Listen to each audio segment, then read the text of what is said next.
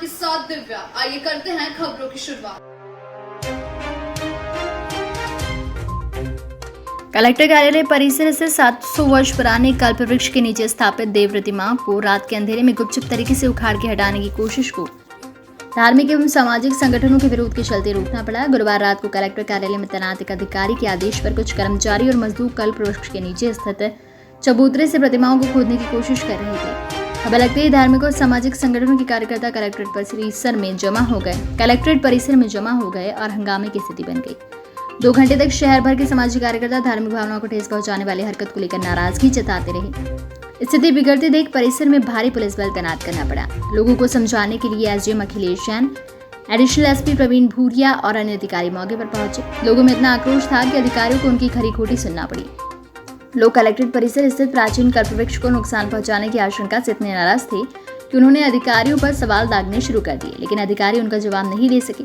लोगों का कहना था कि कलेक्टर कार्यालय परिसर जैसी सुरक्षित और कवर्ड जगह में स्थित धार्मिक स्थल को नुकसान पहुंचाने की हिम्मत कोई कैसे कर सकता है। यदि प्रशासन किसी वजह से प्रतिभाओं को विस्थापित करने वाला था तो इसे रात के अंधेरे में क्यों किया जा रहा था। लोगों से चर्चा कर काम दिन में भी हो सकता है। मामला बिगड़ते देख अधिकारियों ने लोगों को आश्वस्त कर शांत कराया। बताया जाता है कि ऐतिहासिक कल्पवृक्ष के नीचे बरसों पहले श्रद्धालुओं द्वारा प्रतिमाओं को स्थापित किया गया था। यहाँ शहर भर के लोग पूजा अर्चना करने पहुंचते हैं। प्रतिमाओं को विस्थापित करने के लिए तोड़फोड़ करने से लोगों की भावना आहत हुई। उधर अधिकारियों का कहना था कि चबूतरों पर अनाधिकृत रूप से रेलिंग लगाई जा रही थी। इसे रोकने और हटाने के लिए वहां पर मजदूरों को भेजा गया था, लेकिन वहां मौजूद लोगों को रेलिंग लगाने जैसा कोई भी काम नजर नहीं आया। हिंदूवादी संगठनों की क्या आवश्यकता पड़ेगी मंदिर को हटाने की?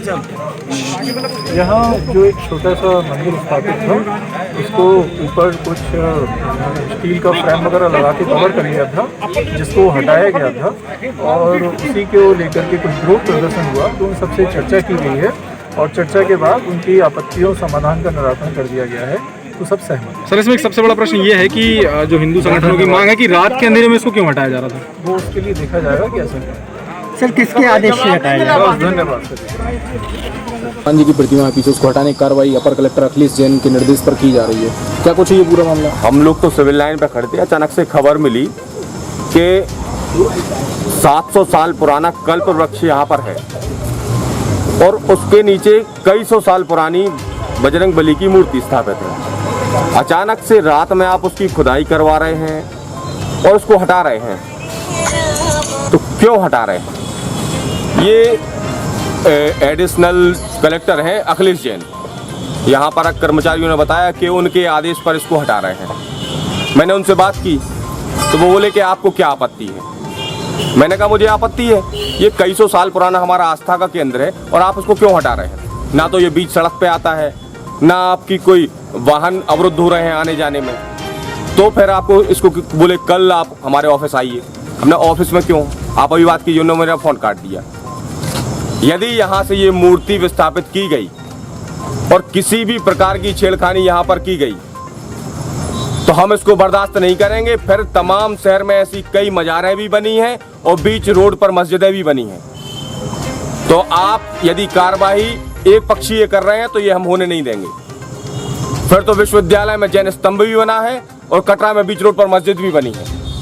यदि आपको बजरंग बली के मंदिर से आपत्ति है तो फिर हमें सारे उन धार्मिक स्थानों से आपत्ति है जो बीच रोड पर आवागमन अवरुद्ध कर रहे हैं। और आप ये रातों में चोरों की तरह क्यों खुदाई करवा रहे हैं? आप दिन में सार्वजनिक सहमति से इस बात को करते कि भाई हमें ये आपत्ति है।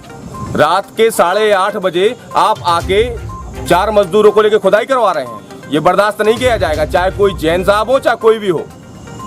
ये मेरा निवेदन है